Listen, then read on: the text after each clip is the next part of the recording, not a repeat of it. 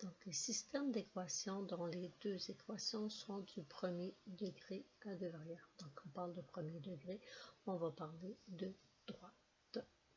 Donc, on vient de voir qu'on peut avoir des droites séquentes, donc des droites qui se croisent en un point, des droites des parallèles distinctes qui n'ont aucun point en commun, et des droites parallèles confondues dont tous les points sont en commun. Donc, si on vous demande de résoudre, premièrement, un système, c'est quoi? Un système d'équations, il est formé de plus qu'une équation mathématique. Donc, nous, on va se limiter à deux, mais on pourrait avoir plus que deux équations.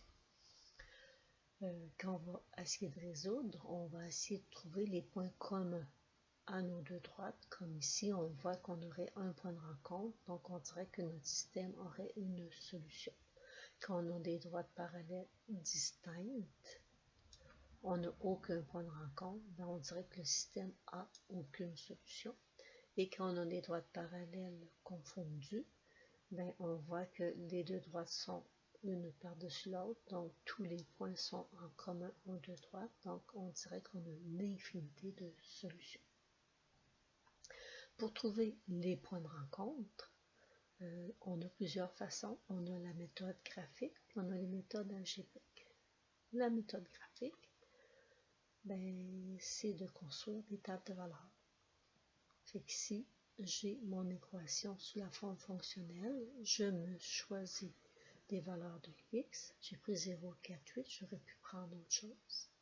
Fait que si je remplace le x par 0, je vais avoir moins 3 fois 0 divisé par 4, plus 12, le résultat est 12.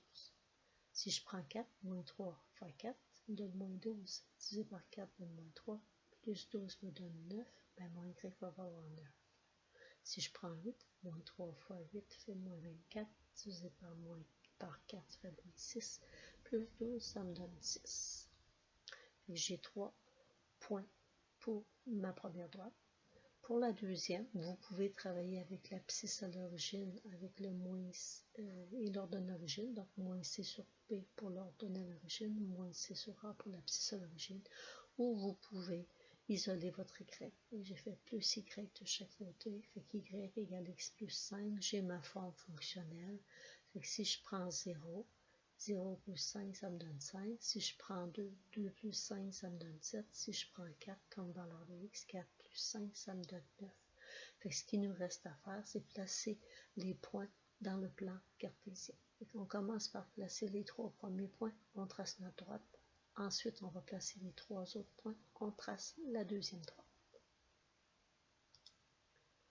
Vous décidez de votre graduation. J'ai pris des bonds de 1 sur l'axe des x et des bonds de 1 sur l'axe des y. On n'est pas obligé d'écrire 1, 2, 3, 4, 5. J'ai fait des points de repère. J'ai mis des 4, 6, 8, 10 en x, puis j'ai mis les bonds de 5 en y, mais j'aurais pu écrire 1, 2, 3, 4. Nommer chacune des graduations sur mon graphique.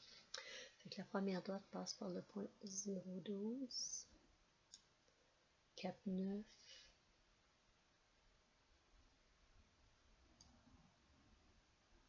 8, 6. Je prends ma règle. Je relis mes points.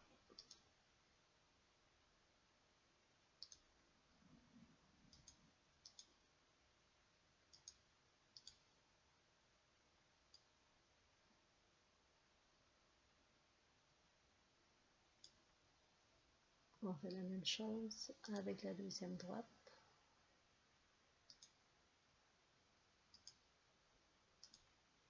Zéro 5, 2, 7,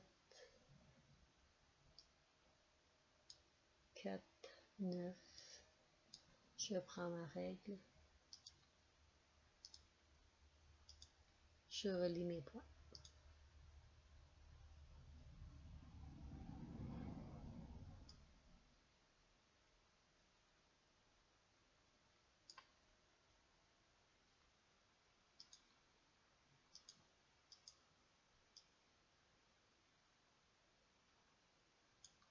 Avec le point de rencontre des deux droites, ici, ça s'appelle mon couple solution. j'ai une réponse. Donc, j'ai des droites séquentes. Elles se croisent au point 4,9. Donc, c'est sûr, je l'avais vu dans ma table de valeur, mais on ne le voit pas toujours. Non, je ne l'avais pas dans ma table de valeur. Oui, excusez. Je le vois dans ma table de valeur. Mais ça n'arrive pas tout le temps. C'est pour ça qu'on fait un graphique. Et vous pouvez vous valider moins 3 quarts fois 4 plus 12. Est-ce que ça donne 9? Oui. Puis quand je fais 4, moins 9 plus 5, ça me donne du 0? Oui. Donc c'est sûr, j'ai la bonne solution.